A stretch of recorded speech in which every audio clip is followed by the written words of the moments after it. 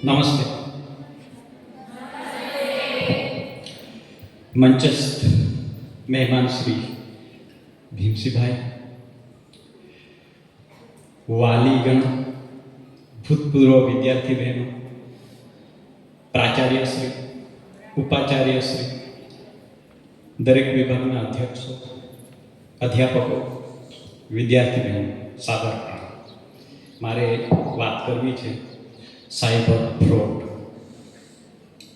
આપણે જાણીએ છીએ આજનો યુગ ઇન્ટરનેટનો યુગ છે। કોઈ છે એવું જે ઇન્ટરનેટથી વંચિત હોય ને આપણે એ યુગમાં પહોંચી ગયા છે। ડિજિટલ યુગ કહીએ કે ઇન્ટરનેટનો યુગ કહીએ, દરેકના હાથમાં મોબાઈલ છે, દરેકની પાસે ડેટા છે, મોબાઈલ છે। તો એવા સમયે અને કેટલીક સુવિધાઓ થઈ છે તો કે એની સાથે કેટલીક અસુવિધાઓ કે પછી ફ્રોડો પણ સાથે આવ્યા છે અને એ ફ્રોડો વિશે વાત આપણે હું કરવા જઈ રહ્યો છું। અત્યારે આપણને સુવિધા એટલી થઈ ગઈ છે, આપણે 20 વર્ષ પહેલા જઈએ, તમારા જે વાલીઓ છે વિદ્યાર્થી બહેનો, એ લોકોના જમાનામાં કોઈને પૈસા મોકલાવવા આવે તો અંતર્દેશીય પત્રની માધ્યમે આપણે પોસ્ટની માધ્યમથી મોકલાવવામાં આવતા હતા અને મની ઓર્ડર એને કહેવામાં આવતો અને એનો અંદર સમય લાગતો। કોઈ પણ આપણે વાત કરવી હોય કોઈને તો પણ આપણે કોઈ હોસ્ટેલમાં રહેતા હોય અને માતા પિતા સાથે વાત કરવું હોય તો પણ આપણને સમય લાગતો હતો કે મતલબ પત્ર દ્વારા એ 2-4 દિવસે પત્ર જાય અને પાછો આવે। અત્યારે આપણે જોઈએ છીએ કે આપણે કોઈને પૈસા મોકલવા હોય તો તરત આપણે પૈસા મોકલીએ છીએ અને એમની પાસે લઈ પણ શકીએ છીએ। આપણે કોઈની સાથે વાત કરવું હોય, ખબર અંતર પૂછવી હોય તો પણ આપણે તરત જે છે એમની ખબર અંતર પૂછી શકીએ છીએ। એટલું જ નહીં પણ આ કોમ્પ્યુટર અને ઇન્ટરનેટના યુગમાં એને સાક્ષાત આપણે જોઈ શકીએ છીએ। એટલું જે છે એ આપણે આગળ પહોંચી ગયા છે અને એ પૈસા આપણે ફટ દઈને મોકલાવી શકીએ છીએ તો ફટ દઈને કોઈ ફ્રોડ પણ કરી શકે છે। તો એ બાબતે મારે વાત કરવાની થાય છે, થોડીક વધારે સમય ન લો। દરેક પાસે મોબાઈલ છે અને દરેકનો મોબાઈલ નંબર આધાર સાથે લિંક છે અને એ આધાર અને મોબાઈલ નંબર બેંક ખાતા સાથે જોડાયેલા છે, જેથી કંઈ પણ મતલબ થાય તો આપણે તરત કંગાલ થઈ શકીએ એવી આજે દહેશતમાં છે। કેમ કે ગૂગલ છે એમની પાસે આપણો બધો ડેટા છે। તમને ખબર છે કે તમે મતલબ એક દિવસ આજે ચપ્પલ લેવા માટે મતલબ ઓનલાઈન કહેશો કે મતલબ આ ચપ્પલ મારે ખરીદવા છે કે પછી ચપ્પલનું તમે સર્ચ કર્યું તો બીજા દિવસે 2 દિવસે તમે જોશો કે 4-5 અઠવાડિયા સુધી તમને એ એડવર્ટાઇઝમેન્ટ તમારી સામે આવશે। કેમ કે તમે શું કરી રહ્યા છો મોબાઈલની અંદર એ ગૂગલ તમારું એક પણ નોટિસ કરે છે। એટલે એ એક મતલબ આપણે એવા યુગમાં છીએ કે જ્યાં મતલબ ફટ દઈને લાખો જઈ શકે છે, લાખો આવી શકે છે અને આપણે કંગાલ પણ થઈ શકીએ। આ સાયબર ફ્રોડ છે એ 2-3 વસ્તુઓ વાતોને લઈને મતલબ વધુ થાય, આપણે થોડું સાવચેત રહેવાની જરૂર છે। એના માટે એક તો ડર છે, એક લાલચ છે, બીજું ઉતાવળ છે અને તમને વિશ્વાસમાં લે છે। એ જે મતલબ સાયબર ફ્રોડના જે માણસો છે એ લોકો તમારી પાસે એ બધી વસ્તુઓ લે છે। કેટલીક એપો આપણે ડાઉનલોડ કરીએ ત્યારે ફટ દઈને આપણે એક્સેપ્ટ કરતા જઈએ છીએ, વાંચતા નથી। એની અંદર પણ તમે ઘણું બધું મતલબ ખોવો છો। એની અંદર આપણે પ્રાઇવસી સેટિંગ કરીને રાખવું જોઈએ, ઘણું બધું એમાં આપણે વિચારવું જોઈએ। સરે કીધું જ કે આજ જમાનાની અંદર સ્ક્રીનિંગ ટાઈમ જે છે એ વધતો જાય છે, તો એ તરફ પણ ધ્યાન આપવું જોઈએ। હું 1-2 ઉદાહરણ દ્વારા થોડુંક મતલબ આજે ડર, લાલચ ને ઉતાવળ એના વિશે હું સમજાવી દઉં છું. એક ઉદાહરણ, એ મારું પોતાનું ઉદાહરણ છે, એટલે એના દ્વારા તમને ખબર પડી જશે કે કેવી રીતે મતલબ ડરાવવામાં આવે છે. ગયા વર્ષની વાત છે, દીદીજીના સંદર્ભે આપણે ઇન્ટરનેશનલ સેમિનાર કરી રહ્યા હતા. એના એક દિવસ આગળ મારી પાસે એક ફોન આવે છે અને એ ફોનની અંદર એવું કહેવામાં આવે છે કે હું Mumbai cyber crime branch police સ્ટેશનમાંથી બોલું છું અને તમારા ખાતામાંથી મુંબઈની અંદર આટલાનું મતલબ શોપિંગ થઈ છે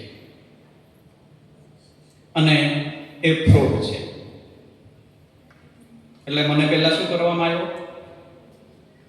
ડરાવવામાં આવ્યો. બરાબર, હું ડરી ગયો કે મતલબ, પણ મેં એમને કીધું કે હું મુંબઈ, મારે કશું જવાનું થયું નથી. તો પણ એને પછી મને પાછું શું કીધું કે તમે નથી ગયા તો તમારે મતલબ રિપોર્ટ કરાવવો પડશે કે તમે મતલબ એમાંથી કેવી રીતે છૂટો. તમારું નામનો ઉપયોગ થયો છે, તમારા કાર્ડનો ઉપયોગ થયો છે, તમારા આધાર કાર્ડનો ઉપયોગ થયો છે, એનાથી તમારું ફ્રોડ થયું છે. પછી એમને મને પાછું વિશ્વાસમાં લેવા માટે મતલબ એમણે કીધું કે તમે નથી ખરેખર? તો મેં કીધું મેં ખરેખર નથી. એટલે મને વિશ્વાસ, તો પછી તમે એના માટે બહાર નીકળવા માટે એક એપ્લિકેશન લખો, અરજી કરો. હું લખાવતો જાઉં છું અને એમણે પોતે કીધું કે અમે લખાવીએ છીએ. એટલે એમણે મને શું કીધું? વિશ્વાસમાં લીધો કે મતલબ આવા પ્રકારથી હું સંડોવણીમાં છું નહીં, મારે એના સાથે કોઈ લેવા દેવા નથી, એવું મારી પાસે મતલબ રીતસરનું એક એપ્લિકેશન લખાયું. હું ડરી ગયો.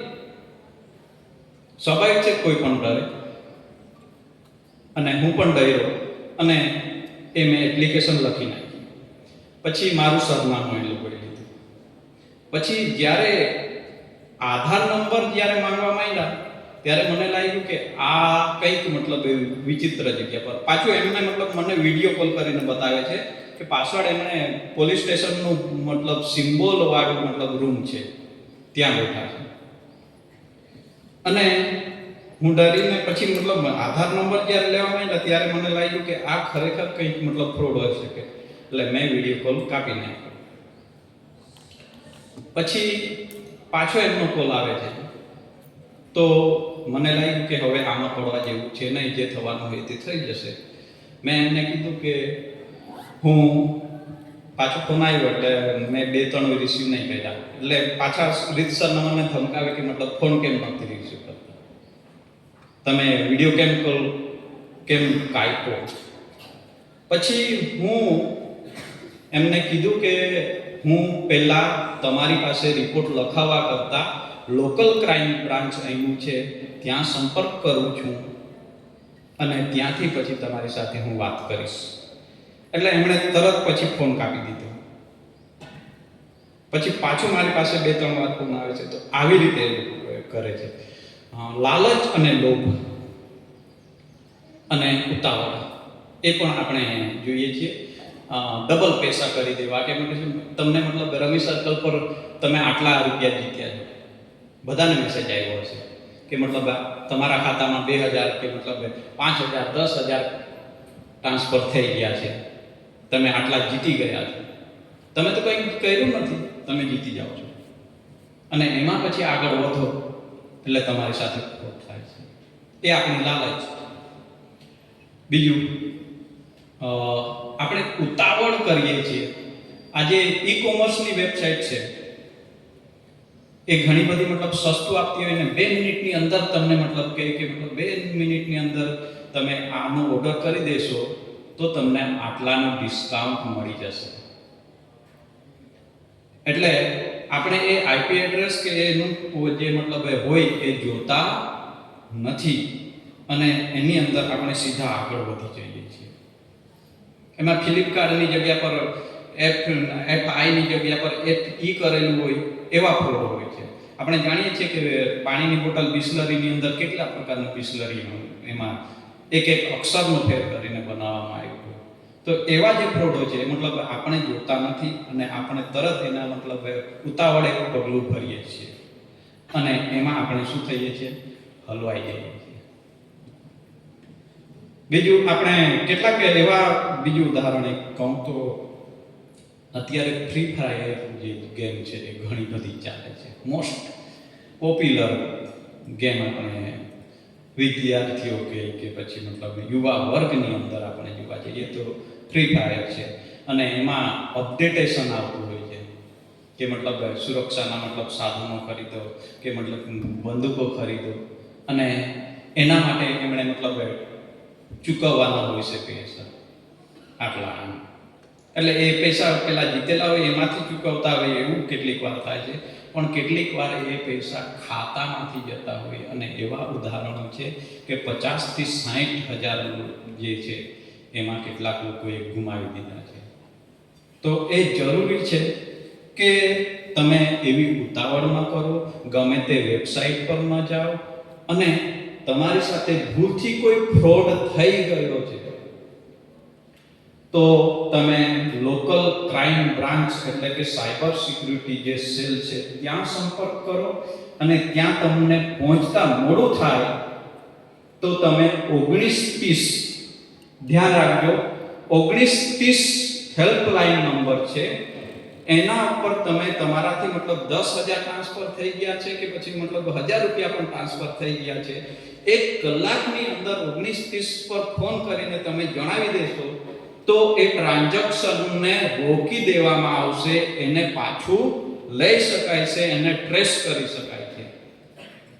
પણ 1 કલાકથી વધારે, 2 કલાકથી વધારે જેમ જેમ સમય નીકળતો જાય છે એમ જે પૈસા છે એ એક ખાતામાંથી બીજા ખાતામાં જતા હોય છે. પૈસા જે છે એ ભાડેથી એકાઉન્ટો લેવામાં આવે છે અત્યારે, અને એ ભાડેના એકાઉન્ટમાં ડિસ્ટ્રીબ્યુટ થતા જાય છે, એટલે એ પછી આપણને મળી શકે નહીં. એટલે હું વધારે સમય ન લેતા 1930 નંબર પર હેલ્પલાઇન નંબર છે એના પર સંપર્ક કરી શકો છો.